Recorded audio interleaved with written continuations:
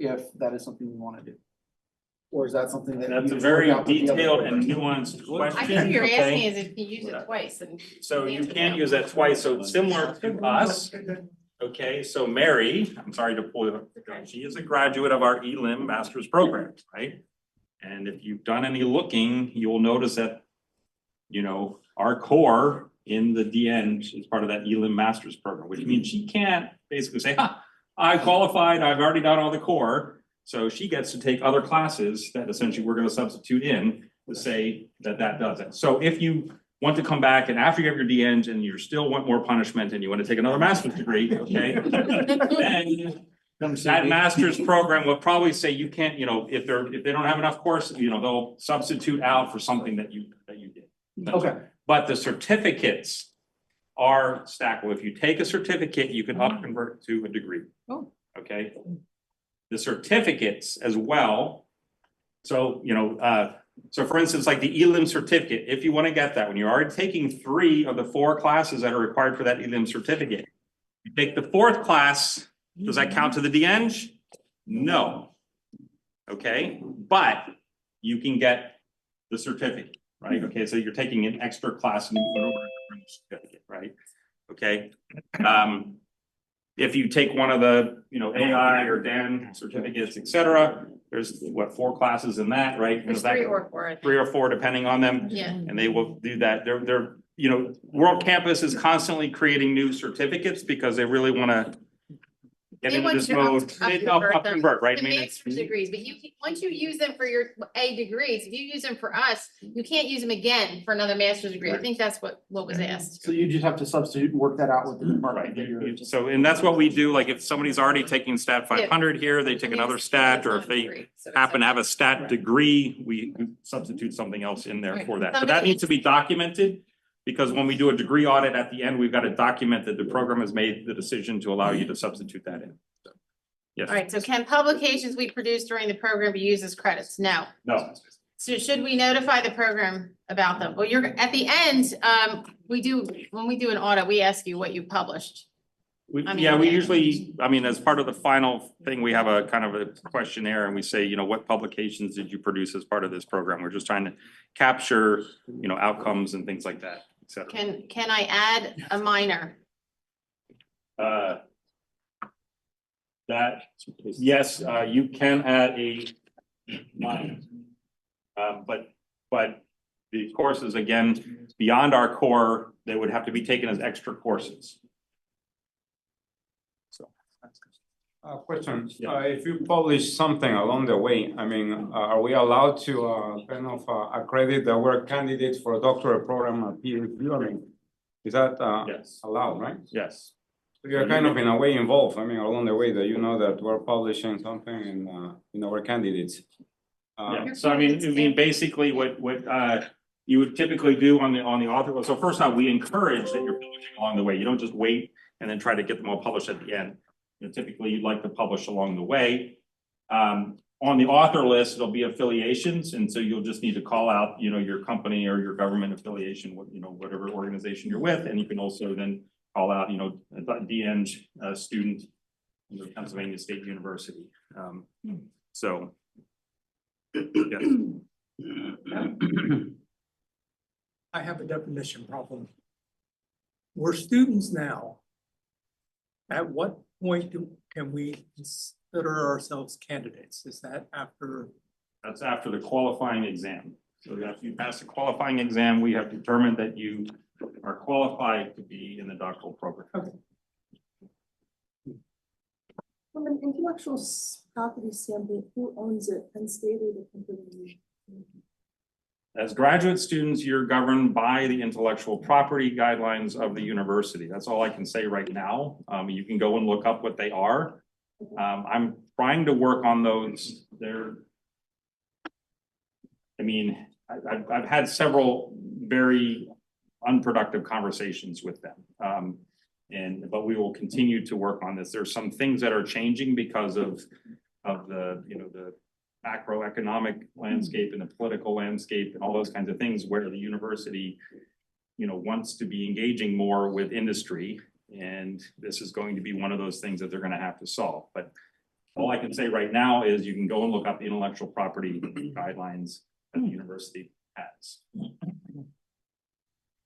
Which right now is joint ownership, right, if of anything new created from, so. Oh, can you say that again? Look up the intellectual property guidelines at the university, that's all I'm going to say. Joint ownership, Yes, right now is joint ownership, yes. and that's not usually acceptable for most companies, right? We're talking 64. Mm. What are the two dates annually that qualifying in September and? January. September and January, usually it's The like the Saturday second matters. Saturday of the semester, but Depends when the depends semester on. is. And you have to give the okay whether you're. You will fill out a Qualtrics form saying this is why I meet the requirements to take the qualifying exam. Okay, this is now gonna be one of the things that we're learning as we're iterating. We're gonna put this specifically in 820. So you're It's gonna, in there. okay, and yeah, so you're gonna say, this is how I'm going to be meet the requirements to take the qualifying exam by the time I have to take the qualifying exam. That's just really for me to guide you. But the real process, I mean, you check the handbook, all the eligibility requirements are there, and there's also a qualifying exam guide on the same website that has those 11 questions that we pull from for the part 2. And it also has guidance on how to prepare, which we've said probably 10 times in here. So, it's up to you to manage that criteria, but it's explicit in the handbook. So on a timing wise, if you're done with, say, for example, like you're doing a course like Eng 820 that gets done, say, in the fall, would you be eligible for the January or should you wait for the next September? Be You're eligible. As soon as you get those 4 done, Okay. like you can't have a deferred, you can't have an incomplete, like you have to have it finished and then you can take the exam. But, our encouragement is you take that exam as early as you can take that exam, okay? Don't wait the 2 years, essentially 25 months to take it as early as possible, right? Again, we want everybody to pass. That does not always happen, all right? And so the grad school wants that exam as early as possible in your career, your end career, in case you basically fail out, right? Then there's only so much that you've invested in the program, et cetera, so, yes. I'm gonna ask a slightly different one now. These are 2 of our days, we need to get to 5. I heard you mentioning about seminars and different conferences and stuff that are here. How do we find out about conferences that could be here or offer to give a seminar or a talk here about our research so that we could get another? So I wish there were an easy answer to that, okay? Okay. So, couple things. Any seminars or workshops that our school offers that would be, appropriate for you, we announce on the DN's listserv. There are other listservs you can sign up for, but I would posit, say, somebody works at Lockheed Martin, how do you know every single seminar that's being offered at Lockheed Martin, et cetera, right? It's difficult to do that. We can't, Yeah. so, and I should also say, we have a DN students and alums LinkedIn feed essentially, which I'll post things there. If it's, so I'll put it up on the board here, how to register for that. Like Penn State University, like the College of Engineering or whatever, or Connect, follow those on LinkedIn, et cetera, because a lot of things get announced there. So we try to make as many announcements as possible and things like that, but we're not going to be able to hit everything.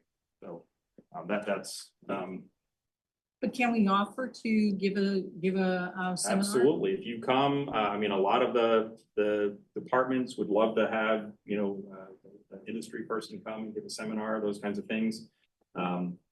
Your faculty advisor, once you're engaged with your faculty advisor, kind of in your discipline, they'll know what's going on in the department and things like that they can get you engaged with, et cetera. There is but what she's saying, there's a presentation requirement. We never mentioned that. Well, the presentation requirement, so the graduate school requires that you're fluent in English, meaning that you both have written and verbal capabilities. Your written capability was assessed by essentially the writing sample that you provided to us. So you don't need to satisfy a presentation requirement, which is the oral presentation requirement, could be satisfied in a number of different ways. Typically what I do is I have one of my students, give the presentation to my research group essentially, and it gets documented by the faculty member. It's on the honor system, essentially. The faculty advisor documents that on this day, this presentation was given, student passed, et cetera. Before the comprehensive And it needs exam. to be before the comprehensive exam. So And in Christina scheduling- just fulfilled scheduling of the hers. comprehensive exam. Yeah. Patricia will look and see, has this person met the presentation requirement, et cetera. Yes. So have any of the candidates who have received the doctorate of engineering degree expressed interest in going into a professor, Yes. at an institution? So first off, we have 2 professors already that have gotten the DEng. Actually, they were, so one of the personalities essentially that we look for was actually to be able to provide, particularly for fixed term faculty or non-tenure line faculty, the ability to get a terminal degree. So at Penn State, we now have a formal process for non-tenure track faculty to go through all the ranks. They cannot reach the teaching professor or research professor rank without holding the terminal degree, Doctor of Engineering. So if they only had a master's, then they need to take the Doctorate of Engineering to be able to hit that last terminal degree. And, we're Joe Reed, he's one of our TAs. He's a professor at another university. He's looking at this to do that. We have several DEngs. Actually, one of our associate deans holds a DEng. My good colleague, Esther Bonio, who left a little bit and is coming back here, she holds a DEng as well. So, I think it's more the research that you're doing and the impact that you're having, those kinds of things that are going to be assessed, depending on your coming in. I will say that it's very hard to come in later in your career into a tenure track job unless you've been publishing your entire career. Okay, but certainly for teaching jobs and those kinds of things, we can have those conversations offline, et cetera. So, yes. Has anyone ever switched jobs or companies? And yes. how did that play out? Is it just It's case by case. So hopefully they've done enough. I mean, hopefully they're not switching, 180 fields, et cetera. Hopefully they've done enough sort of background work that it can be applied to another thing. But, quite frankly, this also happens in a PhD program. So I typically don't have any funding that will provide 4 years or 5 years of funding for my PhD students. So they're working on different projects, right? I'm always looking at essentially helping their tool chest. Okay, these are the kinds of things that they can do. Okay. And with this, this new funding that comes in, they're doing that now. Hopefully towards the end, I've got maybe 2 years of solid funding to really get them through the PhD program. So in a similar sense, right? I mean, that happens.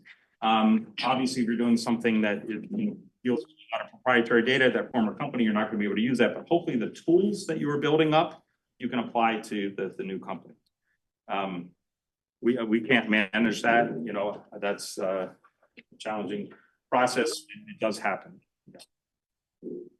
Yes.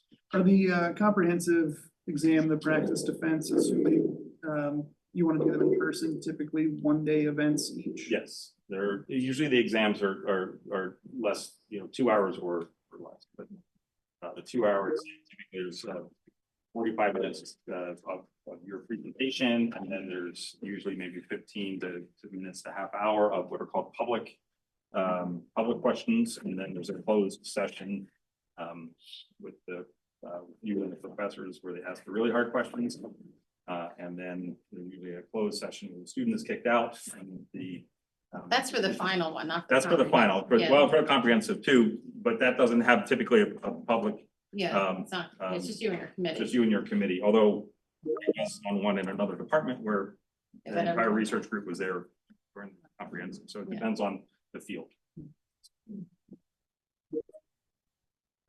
Getting- So I've plugged into like the planner tool in Lions Path, like the courses that I think that I'm gonna be taking, at least right now, before I get with an advisor, but a lot of those have prerequisites, so who do we coordinate with as far as either getting a waiver or an equivalency from our Degree The transcript. the course professor has, they're the ones that make that assessment, so. Okay. So, yeah, so if there's a graduate prereq, typically, you know, unless you had that during your master's program or something like that. You know, those are typically harder to get out of because it's usually Like a like a 1-2 sequence, sequence, okay? But if it's an undergraduate prereq, then typically you probably had that course at your undergraduate institution and you just have to say, here's my transcript, I had that course, et cetera. But the this has become much more rigorous in terms of assessing the prereqs. The reason for that is that our accreditation bodies have really been cracking down on, if you say you have a prereq and you're letting students into a class that's not authorizing that, then you know, you're not following your procedures and you know, we don't want to lose our accreditation, so.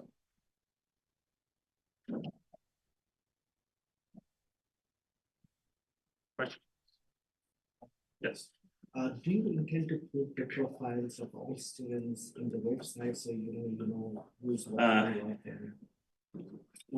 Okay, so there's a couple things. We are governed by something called FERPA, which is the Federal Education Something Protection Act. Yeah, right. I don't remember. It's a privacy The rule. privacy, so there's only a few things that we're allowed to say. Okay, and we're only allowed, you know, we have to have a legitimate reason to access your academic record. Right, okay, so as directors of the program, basically, we have a legitimate reason to look at any of your records to basically assess, et cetera. But I couldn't just go and say, oh, there's a student in IE and I want to go look at their record just because I'm curious, right? Because that's what governs that. So what I would like to do is I'd like to identify a few students who are willing to be sort of contacted, because I get applicants and those kinds of things saying, hey, could I talk to some students in the program? And you know, so that would be useful for me.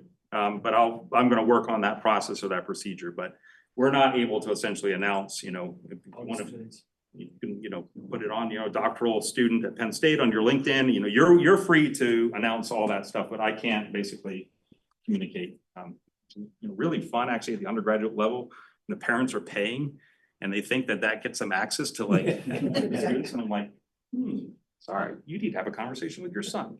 So actually, just one short aside, my wife worked in study abroad, and of course they would have to transfer courses in. And so this one student went to some, you know, I think Australia, which, you know, the Aussies are always like, yeah, I'm not really studying very hard. And so the Americans are like, oh, they're not studying hard. They're doing, of course, they're studying really hard, right? So anyway, this student basically bombs the whole thing, decides that he doesn't want to have to issue his grades, so he's not going to transfer them in. The father, of course, calls up and my wife is, well, I can't talk to you about that. And he's like, well, what's happening? He's saying his grades. He's, well, I can't talk to you. I think you need to have a conversation with your son. He kept on going. She's like, I think you really need to have a conversation with him. His father was like, yeah, he did dick all, didn't he? So, anyway, yeah, so that's, we're not able to basically communicate, but we are looking for ways because we do, it may be very useful for us, for people who are sort of considering to say, because they want to talk to some students, you know, that are there, but. Question back here? I'm sorry. Yeah, so last year when I started, there was a rumor that there was a Slack channel, possibly official, probably non-official. We can neither confirm nor deny that in the conversation. So we are looking for ways to create community within Penn State confines where people are governed by the rules and modes of conduct that Penn State requires of its students. So anything outside that we don't control, we can't essentially govern proper modes of conduct. You'd think that people should be adults, but you know, we are constantly looking for ways to create community. One of them is obviously, you know, it was great seeing some, hey, I got to talk to you, and you know, all those kinds of things here. Connect on LinkedIn. And of course, you're all going to be on your class. In your class things, you know, we have, you know, you have access to Microsoft Teams, right? So all of you are now listed as students who want to create subgroups on there and all that kind of stuff. That's fine, but now you're governed, you know, by Penn State rules of conduct, essentially. some of the other things that we are doing is we're looking at communities of practice here at Penn State. There are a few other doctor of something programs, and we're really trying to learn some best practices, and I've actually gone and reviewed some other doctor of engineering programs just to kind of get the, you know, community of practice. And let me just say, by reviewing those, you're in a really, really good program here. So- I think it's time for, We got some good we got questions. a test for them. Marissa, I need your help. Yeah, up here. All right, while they're setting up, other questions? Are you emailing out all this content, the PowerPoints and everything? Yeah, they'll email. You'll the- email but there's nothing in here that wasn't in the handbook essentially. Yeah. It's just a different way of looking at it, right? Yeah, you So- can hold that. All right, so you and I are gonna ask questions. This is how I'm gonna do this. Okay. And then, I think we. oh, we have one more, again. Is Christina's presentation, will that be emailed out? Or is No, it just- oh, no, you gotta ask her. Okay. Yeah. We'll ask her and then, probably Yeah, I can my ask her. agreement. I like the All right. pointy. I'm sure they'll say yes, but I'll let them decide. All right, so the only thing is like, we have to decide who raises their hand first with the answer. So that's why I was gonna let Marissa do that because I don't wanna be like responsible. So we'll come up with the questions and we're gonna decide who raised their hand first. And if you're right, you get a prize. And if you're not, then we'll move on to, we'll just ask a different question. I don't wanna complicate it. All right, so we don't even have these prepared, but what do you wanna ask first? You I mean, you ask what you wanna know. All right. All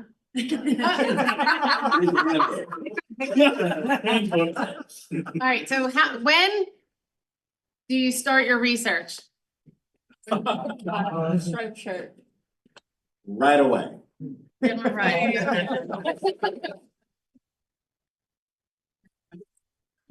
Like, who we ask the next one? Okay, try this one. I have taken 15 credits of 810 and I'm not defended. How many credits do I need to sign up for next semester? I can't, that was like. At least one, all right? Unless it's the summer. Unless it's the summer. I'm gonna ask harder questions. Well, you think. You just did such a you're- good job teaching us. Well, I mean, I but I can guaranteed. wish I could ask the people from last year these Yeah. questions, because I'm gonna guess they didn't know all the answers. How about, all right, but they're gonna need everything. Yep, Okay, all right, so what's required to be eligible for the qualifying exam? Brown shirt. All right. Oh, wait, hold, you gotta name, there's 5 things specifically. You have to take your stat 5X One. class. Yeah, You have to take engineering 820. very good. You have to take 2 of your technical electives. All right, there's one more thing. There's one more thing. Oh, no, I'm. Oh, no, it's 2 more panicking. things. Wait, what? Yeah. Oh, yeah. Well, give her a You have chance. to have your advisor and line to be ready, and you have to submit a request for it to register. No. you Now. need That's one not to be something right, else. that's to verify that you're. Oh, submit 2 papers. No, 3 papers. no, that's the All right, just saying Billy. requirements. But okay, nobody's gonna win this, but we wanna finish out this prize. When? 2 core engineering classes. You already said that. Technical electives. Yeah, but- Plus 2 core engineering. No. Well, no, 820, Yeah, that's. 820 or whatever, but That's right, they're, yeah, they're, 500, 820 or. They're core, but they're specific core ones, You have not to be just two. specific. Oh, Prakash? it has to be within 25 months. Okay, that's one of the things, and one more, last thing, Danielle, 3.2. 3.2. Very, very good. Okay, there we go. No one's getting this prize. Nobody's getting this one. All right. Y'all failed that. Good question, good No, question. well, maybe if we had hit somebody else, it would have hit Yeah. all 5, but anyway, all right. So.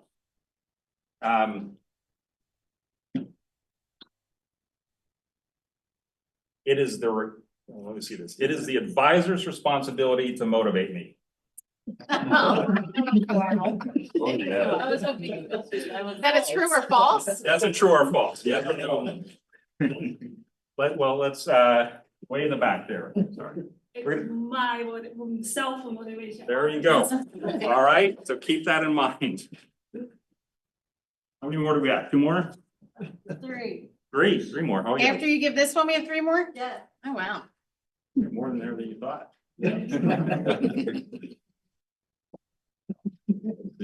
Oh,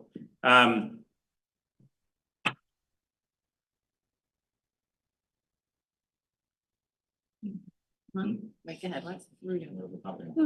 Yeah, go ahead.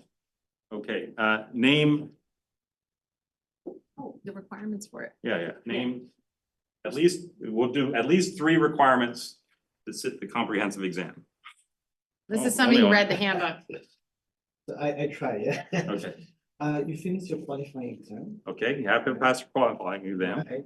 And the second one is you have to finish all your technical electives. You don't No. have to. No, you're out. No. Go ahead. You gotta do the qualifying, have about 15 pages of a formal proposal. Your advisor has to sign off on it, and you have to have made significant progress towards. But some what of the research. specifically? What specifically about Yeah, which one what's of the those? significant, what's considered significant progress? I think that's Oh. advisor- That's a 15 pages, right? So you have basically a plan forward, a path forward Yeah. for your comprehensive. Anything I else? agree with you. 3 papers, What's that? the 3 publishing, not publishing. No. No, No, no. we One said- more, publish one more. That, So of course, the That's what I'm looking for. next one. how many credits? So it wasn't have to do all of your technical electives? How many? Well, yes. Yeah, he got the, Yeah. that's the hard one, Oh, sorry. but there are You read the there are some more handbook. You read the things for the handbook. comprehensive. Yeah. Gotta be Okay. 3 months. Okay. That there is, but 12 of the technical credits you have to complete. All right. There are some more things for comprehensive. It's not for pride. One thing we talked about, what's that? It's gotta be at least 3 months. That's past. for the final defense, has to be 3 months from the comprehensive. So advisor's signature, but they're gonna do that. 3.0 GPA. Well, 3.0, yes, so the 3.2 to take the qualifying, you need a 3.0 to graduate. Okay, so yes, technically, that counts. Still one more thing. How do we assess English? Presentation. Okay, so you have to take the presentation, essentially requirement, your written requirement is done ahead of time. All right, so since we're going through all the gateways, let's do. What are the requirements for the final oral defense?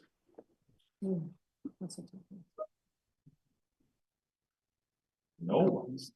All right, let's go. Everybody's scared. And at least 3 months from the comprehensive, So what was your first one? currently enrolled. Currently enrolled, 3 months from that and You have to complete your practice. Finish all your a finished praxis. Complete your Right. practices. You have to register on time. Well, I'll view that as a continuous enrollment. You have to Finished have praxis. passed your practice, you have to have passed your, comprehensive zone. But he said that, 3 months past post comprehensive, so, but you need to have the praxis right, and you need to basically have your advisor Sign off. approval that you're going to be ready, to defend, essentially, so. Let me ask this question. Wait, I have a question when you're Okay. done. Go ahead. Well, this is about the final praxis defense. Timing. Within 8 years. What am I gonna ask? Me, Yeah, it has to be done within 8 years. that's within 8 years, that's correct, but that's not what I was gonna ask. so. 6 weeks before the end of the semester? That's roughly what I was gonna ask. When does it have to be passed, essentially to graduate that semester? So 6 weeks. And the bonus is I missed that deadline and I can get some forbearance, right? No. No, okay, that is a hard and fast, you miss that deadline. You don't, I mean, that's grad school, they will not, believe me, they will not give you any leeway. What do you have to do, like register another hour and then wait till the next semester? You don't actually have to technically register as long as you get your thesis in before that semester, okay? All right, praxis in before that semester, but these are technical things essentially. Once you have met all requirements, we can provide a letter that essentially says, for all intents and purposes, you've met all requirements and your degree will be conferred, but if I know sometimes at companies, right, you might get some Will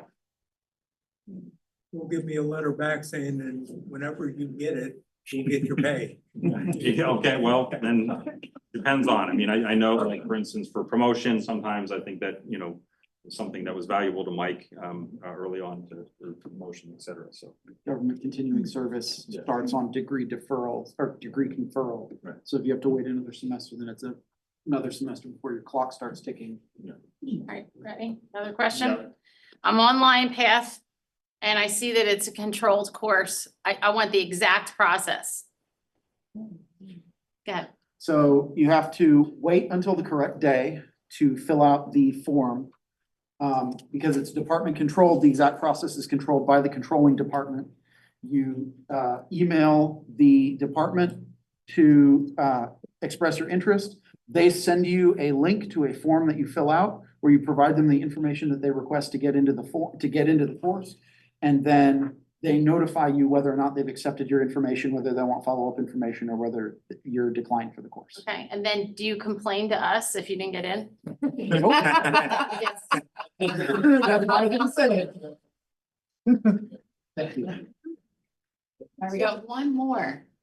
I think, Do you think there'll ever be a day when that won't be the case? Will there be enough seats and that will be vetted enough? no, because they want to make sure it's not just about the seats, it's that you can be successful in the class. Yeah, but So they want to check your background. isn't that part of being brought into this program though? No, No. not for the That's AI. a big No. difference. I mean, that would be basically, I mean, as with a lot of other courses, you could look at it as prereqs need to be met. It's just, they're not defining the specific prereq within the Penn State system. They're saying, we expect this level of background. They did, like this time, they denied some people that there was a space issue, but they opened another section. Right. Because they had enough that were eligible to sit in that class, so. You know, it's out of our control, but you know, I that. mean, we are happened with working, I mean, other as, courses, too. you know, as we're growing the steady state in the program and knowing roughly how many average, you know, on average, how many students are done. I mean, we schedule, just like we schedule 820 and other classes, like as the enrollment goes up, you know, we're working that, But managing the that solution enrollment. is the certificate, there is a workaround, yeah, so. But I mean, you know, just, Yeah. you're all from business or government, right? Okay, you know, we are also a business in some sense, right? I mean, we need to basically manage costs and those kinds of things. Having courses open for 5 people doesn't make very much sense. Okay, so that's why we try to you know, make sure that we've Yeah. got the right numbers and all those kinds of things, et cetera, before we offer additional sections and things like that. Yeah, I want to ask a Penn State question. Sure. No. Oh, yeah. No, I But I was just- That's what you I got. Yeah. What's the-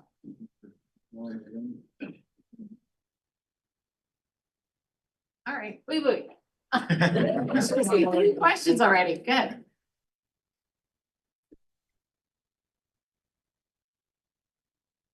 It's a long question. Next question. All right, you ask it. That's a Is that a great, good one? that's a great one. Go ahead. You do it. Okay. What ice cream company came from Penn State? Yes, yes. Did you guys get to go to the creamery? Yes. Yes? Okay. Maya's Dairy. What's that? The Maya's Dairy. A different one, not the creamery. Oh, yeah, Myers is good too. They're out of town. Yeah, Creamery's no, up the there. creamery on campus. But there's people like they battle over it. And you know that you can't mix flavors, right? Yes. Unless you're Bill Clinton.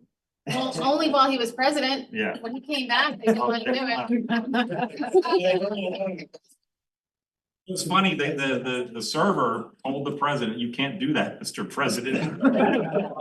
Our president at the time, who was shepherding him through, so I think he can make an exception this time. So is lunch ready, Trisha? I think it is. Like 2 Yeah, minutes. we 2 more minutes, okay. still have more time. I'm sure we have about 15 minutes here before lunch. Thank you. We don't want to cut off. We're around over lunch as well, but other questions? You know what, we could give out the bag. Oh, can I just get one more now? They already got that bag. Maybe he wants another one. Yeah. All right, any other questions that have come up. Huh? I'll just make a quick announcement. So. You have a question you want to ask for a No, prize? I just want to make sure everyone scan the barcode so you get your credit for today for being here. Okay. Did we so scan it yesterday and today? Yes. Yes, Today. so it's a whole new barcode. Yes. Yes, just make sure you do that. There's one up here and I put some on the table. Not stand last night for dinner. Everyone just throw this in the ground. We got scans for dinner last night. Okay. Oh, no, you can't. Okay, all right. You just use some of these. Yes. Wanted to get I missed that one. Just make sure you scan today. Go You ahead. didn't need to, it's just we need that for. I understand the promise of the LinkedIn. Oh, yes, Yeah. right. So let me figure that out. All right, I got one more question. I'm on it, but it. All right, the whiteout game, you got tickets. Does it count for your residency if you go? No. Yes. No one's gonna raise their hand? It's the whiteout game. Bucket tickets. The stadium. It's It's at loud. night and It's it's night. usually. I think if it's Oregon this year, it's September. Yeah, it's Oregon, and they'll have it at night. Oregon State, yeah. Oh, Yeah. yeah, that's right, right, the Everyone Ducks. is Very happy by the time the game starts. I remember when Penn State played Oregon in the Rose Bowl in 1995 and beat them, they still weren't national champions. Why do they call it whiteout? Everybody wears white. It looks really pretty on TV. Yeah, it's supposed to be intimidating. And Ohio State, did you hear about this? What they're doing? Trying to copy us? And so the Oh, they're game, gonna so black- now they're gonna do our game blackout, against right? Ohio's there and they're doing a blackout. White looks better. I know, it's gonna look stupid. State does just try to go off what other people. Right, it is. Oh, right. Yeah, I'm sorry, this may be real naive, but you talked about publishing through the process, but if you're focused on your practice, like, how does that work? Are you doing like with separate my- research? Just, no, so with my students, like with Christina, she did that extensive literature review and I know what criteria you need to publish that, so that's what we're doing. Oh, okay. Stuff you But- publish, by the way, it's not like you're self-plagiarizing. It goes into your praxis. It's like. Yeah, you so know, I so you, told like, her publish- that's chapter one, you know, so, but also it's support when she goes to the comprehensive that, yep, this is a real gap. I mean, the gap is the novelty of your research. So, It's like parts of your praxis. yeah, like I always have a plan with my students of where we're gonna publish. And like I have another student now that she has the experiment created. And we have a literature review results. So we'll summarize the literature review, we'll put the experiment and our plan to validate. That's a conference paper to me. So, oh, okay, yeah. so you don't just publish your final, Then that's the end, You do you that. know, but and for my students, once they get all that together and it's submitted, I'm good. You know, like if they have two other publications, I don't make them wait until, because sometimes it takes a year. But as long as it's out there, then, you know, I'm pretty confident my students would, you know, manage the back and forth and it's accepted and you have to rewrite it or whatever. So do you need to publish that gap analysis before you can actually speak at it at like a webinar or a conference? I like to do systematic literature reviews and I like to publish them, but that's not necessary. But is it necessary to do one to find out the gap? But like there's a lot of details in getting it published. But what's nice is if you do an extensive literature review that wouldn't be systematic, like you're not following all the whole process, you're coming up with the gap. That's chapter one, and that could be summarized to put in a paper. You know, and there's also professional magazines. I do want to mention if I have a column in IEEE Computer. And if you and your advisor want to publish in that column, you know, let me know and we can talk if it's relevant to Internet of Things. And I also have a connection at IEEE Reliability Magazine. Again, you and your advisor have something to publish. Those are professional magazines that like IEEE Computer is the flagship magazine of IEEE. Now, it's not as hard to get into as an journal. But more people see it. That's why I like those types of papers. And if you want to practice for the qualifying exam, we mentioned yesterday, you can review papers. If you want to be a reviewer, I suggest signing up for to volunteer for that. And those are good venues. If you really are having trouble getting an assignment like that, I know the editor-in-chief of IEEE Reliability Magazine, and he's always looking for reviewers. So if you think you could help there, I'll give you some information. You can just email me. Yeah. I have a question. I mean, this is generally the requirement. Patricia, I found one. So you must take credits from, of course, quantitative research and statistics, right? To my course, statistics and research methods. Yeah. And to technical methods, Yes. right? So for example, when I started my beginning of this year, I didn't have my advisor, I Yeah. still don't. So I started with the required courses. You Yeah. know, because you are supposed to discuss with your advisor with the technical electives, right?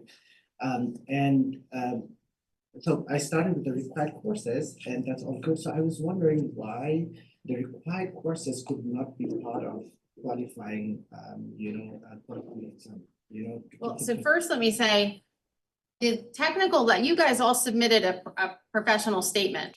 So you know your domain. You should be able to pick 2 technical electives without having your advisor. And again, we're assessing your ability to be able to be successful doing research, that you're qualified to do research. Those ELIM courses don't help me there. But technical electives, engineering research methods, and statistics will tell us if you're eligible. Go ahead. If you do the systematic literature review and identify a gap and publish it, is there a danger of someone stealing that idea and getting it out there before us?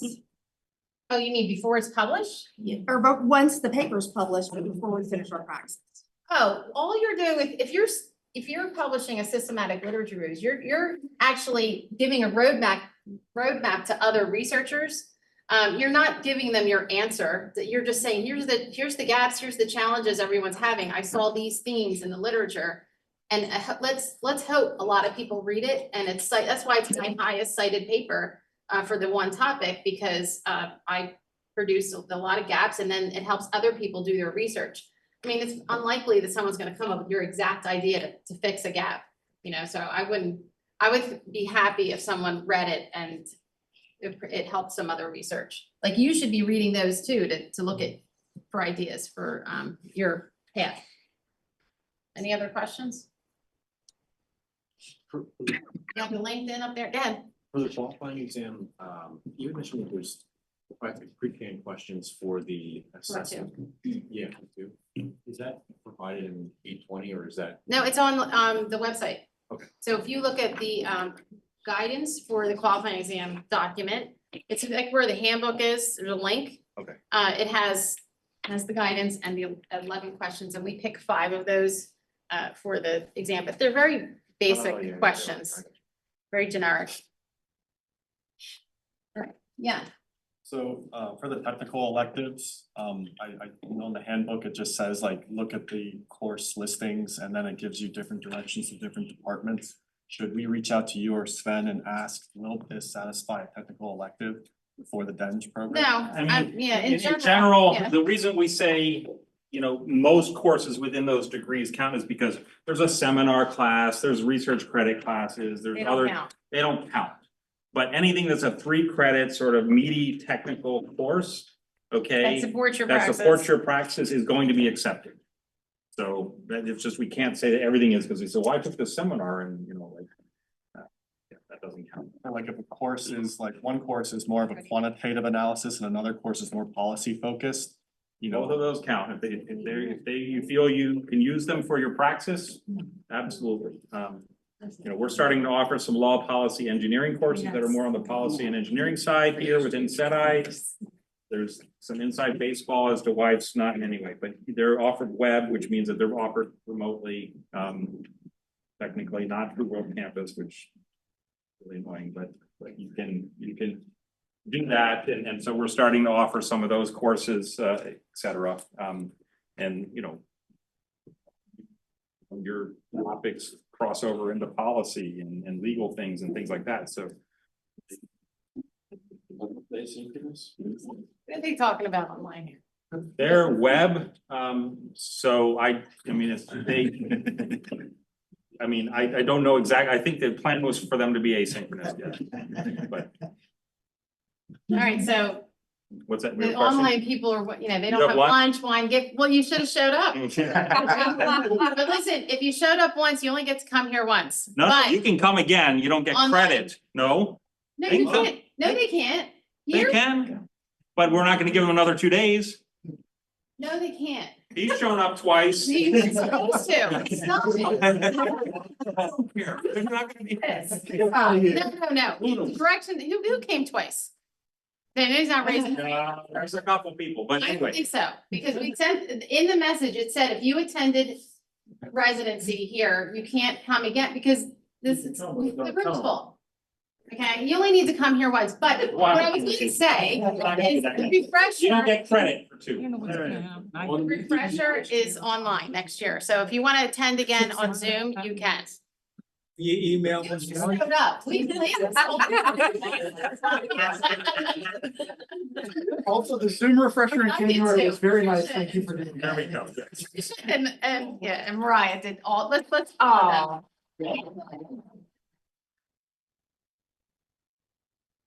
You tell that Joanna, I have a good time running this program. It's a lot of work, but And he had the idea, so let. what now? 5 years to get this going, right? 5 years. Whatever, it's academia. You know Sayers Law, right? It always takes longer than you expect, even when you take Sayers Law into account. Oh, well, no, that's a That's good, white that's a law. good one, but Sayers Law was popularized by Kissinger. He said, you know why the battles in academia are so fierce? Because the stakes are so low. Next year, I'm coming for the wine, I'm coming for the free swag. There you go. All right. All right. Lunch is served, and you can eat in this room. Yes. So thanks for coming. So, yeah, you're out here. And I'll be around, we're gonna talk. Ready to come up. All right. Oh, he has a question. Yeah.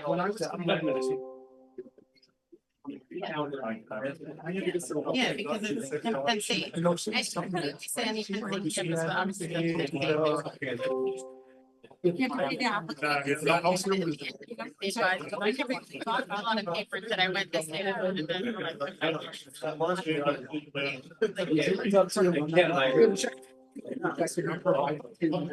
Anything around those lines.